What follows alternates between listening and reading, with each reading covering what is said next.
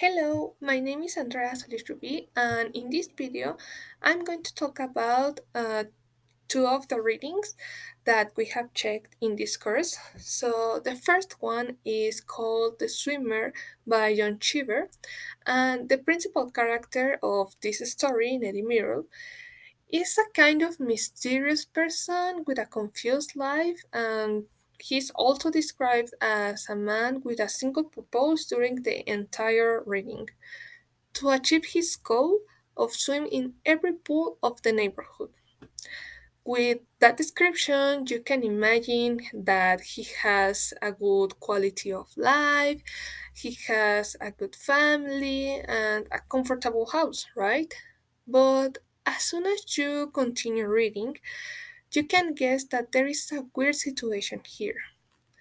So he had to drink some alcohol to continue with his trip and to continue avoiding his reality. His presence is also uncomfortable for many people because he's constantly trying to live another life and forget bad memories, and well, this is kind of difficult for many people, right? So, close to the end, he feels more vulnerable because he realizes others people behavior, especially with the rude ones. For example, with Shirley Abboud and the bartender, sorry, who make him feel like an insignificant person, right? So, well, finally, he denies confronting his problems, and this is not enough to control the situation. He didn't solve the problem at all. And it's something really painful for him. So he decided to continue avoiding its real feelings through the alcohol, of course, and trying to delete their memories. So he will be in this constant repetition of asking for any help from his ex neighbors. Could be by talking, with money, or with alcohol at least. He's traumatized and depressed thanks to all these unfortunate events. So, on the other hand, we have Berta Young from the short story Bliss by Catherine Mansfield. In all the narrative, she's described as a positive, enthusiastic, and lively person. She was always happy, but at an unhealthy and strange levels, so she acts like a child all the time. And she idealizes persons. Um, she just saw the good things from people, even if those aren't their intentions. For example, with her husband and her friends, who show only their best appearance to the world. And their biggest purpose is to have a high social status. She also ignores the bad things that happened in her life and creates another reality to continue with it. She noticed that Miss Fulton, for example, was a suspicious person, but she prefers to see her as a friend. So we can know the real feelings of Berta until the end, when his fantasy world finally collapses. And she faced the miserable truth that her husband is cheating on her. I'm not sure what does she do after the dinner, but in the end, she realizes that his husband and one of her friends are bad people, and they hurt her badly.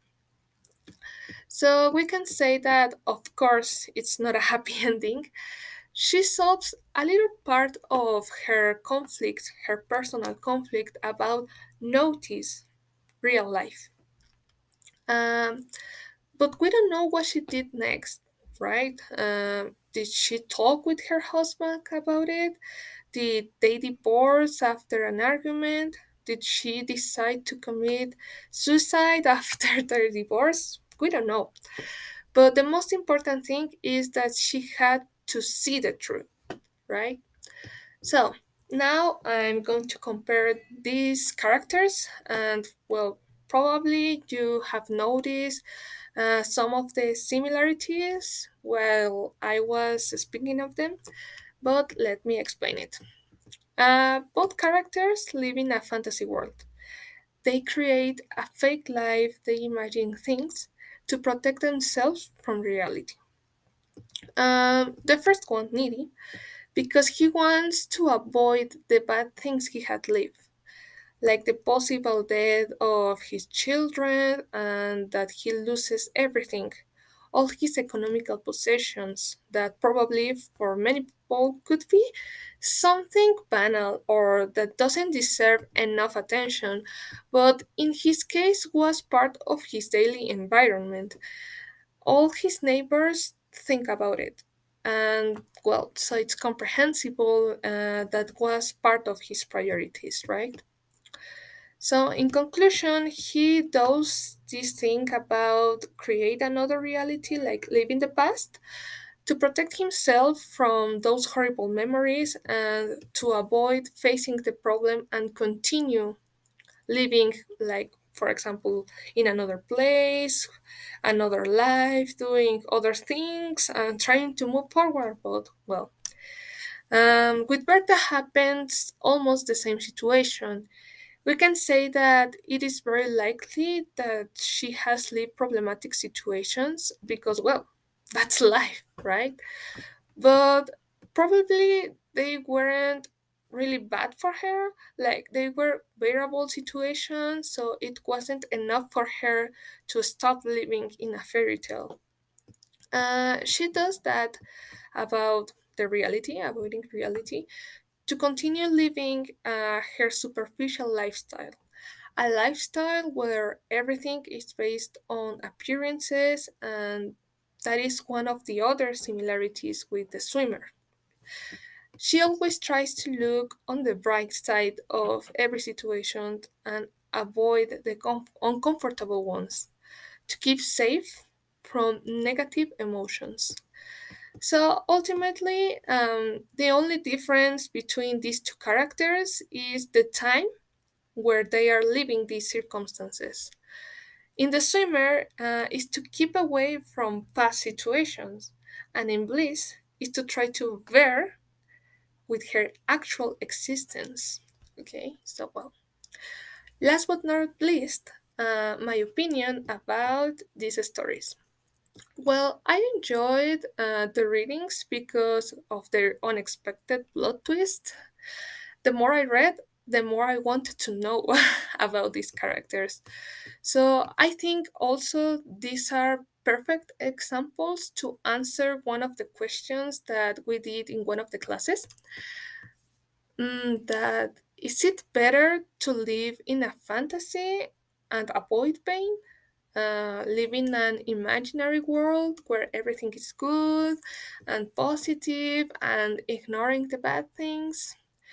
The more you know, the less happy you are. Well, in my personal opinion, probably yes. You will be a happier person if you only see the good things or if you lie to yourself that everything is okay all the time. And maybe at the moment can help a lot to continue living. But I reckon it is worst when we have to confront difficult situations because there is a certain point in your life that you just can't avoid natural things like grow and have more responsibilities or even death. And it will be more difficult for us to deal with all that stuff, with that way of think, right? So in conclusion, yes, being aware of bad situations can make us feel negative emotions, but these are also part of our lives, and we need to learn how to control ourselves, strike a balance between pain and delight, and enjoy life as much as we can because we don't have much time to do it. So that's all. Thanks for your attention and see you soon. Bye.